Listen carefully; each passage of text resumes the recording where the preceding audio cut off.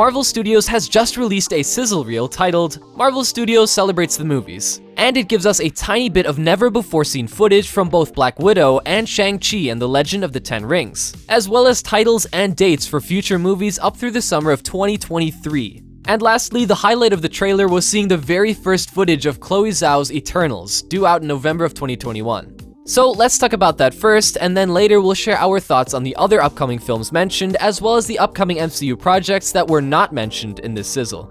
Okay, so starting with the Eternals. The cast of this film is stacked, and we're gonna run through them real quick, so bear with us.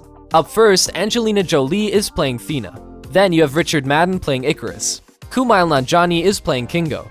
Lauren Ridloff will be playing Mikari. Brian Tyree Henry is playing Phastos. Salma Hayek plays Ajak, the leader of the Eternals.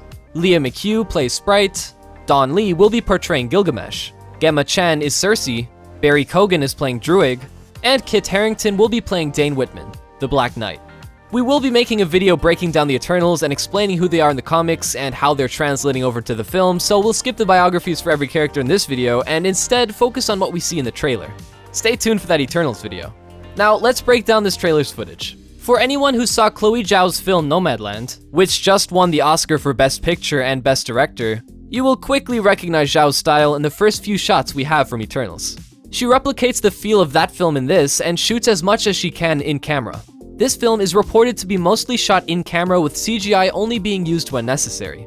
For example, the shot of the Eternals on the beach with the setting sun was filmed entirely for real on location. Where many others would use CGI to enhance the colors and the time of day, Zhao went for it, and it looks beautiful as a result.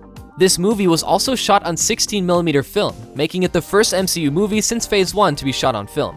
Outside of any toy leaks, we were also given looks at several of the Eternals. Ajak rides a horse, in a shot that looks like it was pulled straight out of Nomadland. Druig, Sprite, Thena, Phastos, Mikari, and what we can assume to be Cersei make up the group on the beach. Although you're going to want to go back and look at the Marvel Legends figures for a better look at their attire because the setting sun makes it difficult to see them.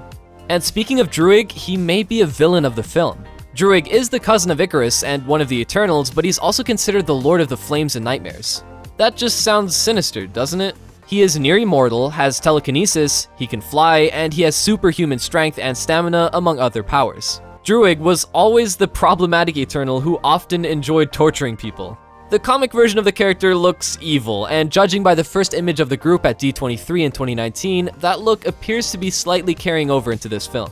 We see Kingo, Sprite, Cersei, Icarus, Thena, and Gilgamesh all without their outfits on. But this is the most clear look of these characters we have gotten so far. There's also a camera behind Kingo, and rumor has it that this is because he became a Bollywood star while the Eternals were disassembled, and he now has a camera following him around documentary style. Kumail Nanjiani may also have a Bollywood-style dance number in the film, according to the actor. Now, the standout star of this sizzle is easily Angelina Jolie as Thena.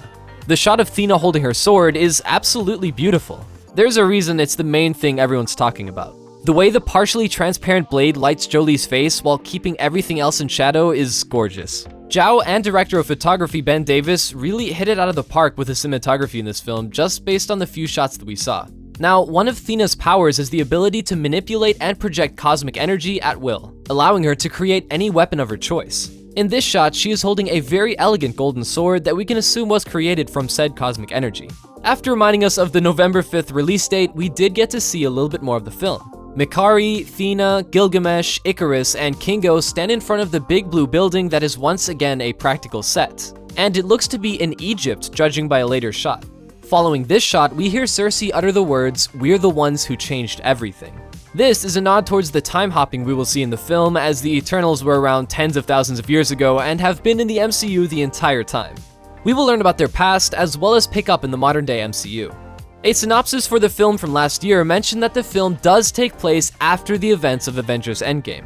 The final Eternal shot is of Kingo taking off a pair of sunglasses in what might be Egypt. The landscape matches that of the blue building we saw earlier. He also has a cameraman next to him and what looks to be a film set behind him.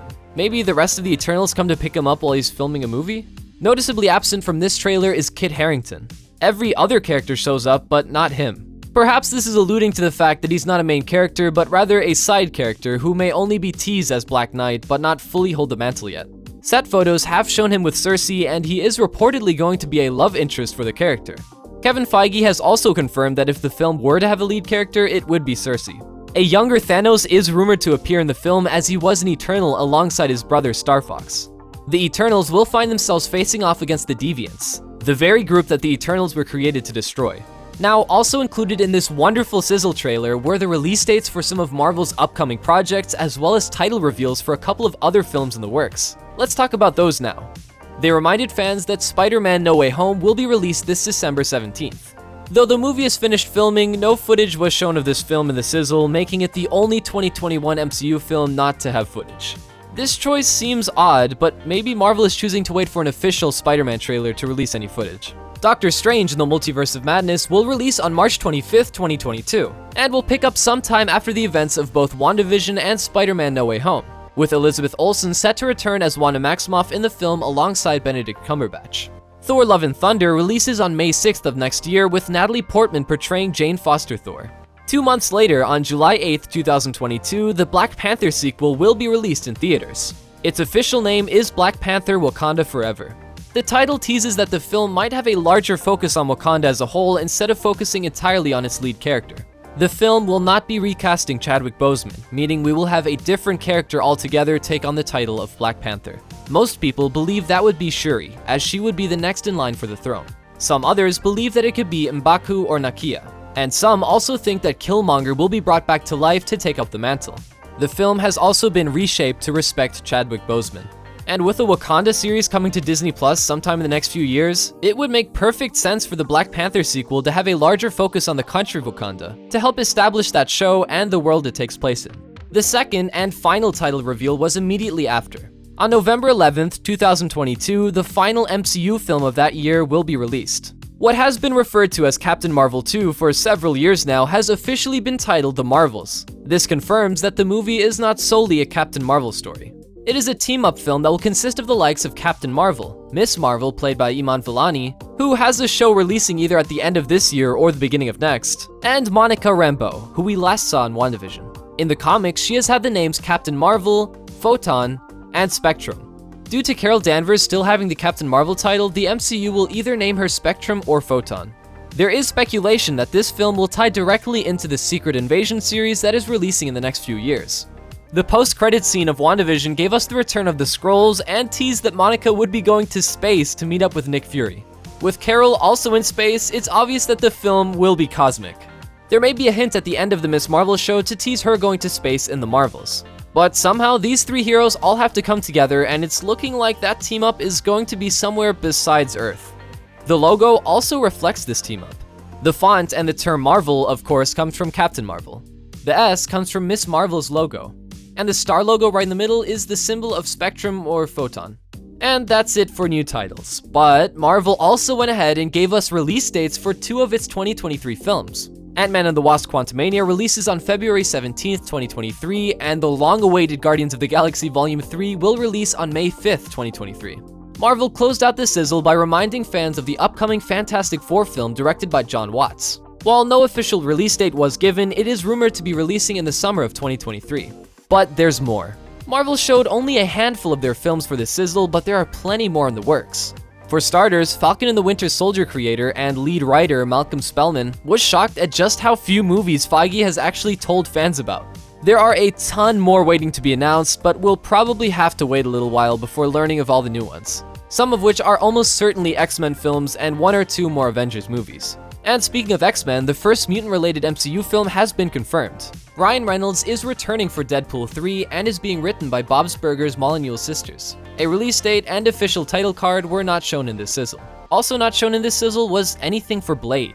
2-time Academy Award winner Mahershala Ali is playing the titular character, and the title was also confirmed to be Blade the Vampire Hunter. We saw a logo for the film when Kevin Feige announced it at San Diego Comic-Con in 2019, but nothing has ever been shown other than that. Many people think that this is another one of the films releasing in 2023. Coming off of Falcon and the Winter Soldier, a 4th Captain America film was also announced. It will star Anthony Mackie and be written by Malcolm Spellman and Dallin Musson. Some people expected to see a title in this sizzle, but it makes sense why it wasn't. The film would be in such early development right now that Marvel most likely hasn't even secured a release date yet or made a logo. They've just told us that it's coming out. And because this sizzle was all about returning to the movies, there was of course no information or footage for any of the upcoming Disney Plus shows, which is understandable. Marvel knows we've all been itching to get back into a theater to watch some fantastic new MCU films on the big screen. And that's it for this video. If you've enjoyed watching, please subscribe to our channel and give us a like. Thanks for watching.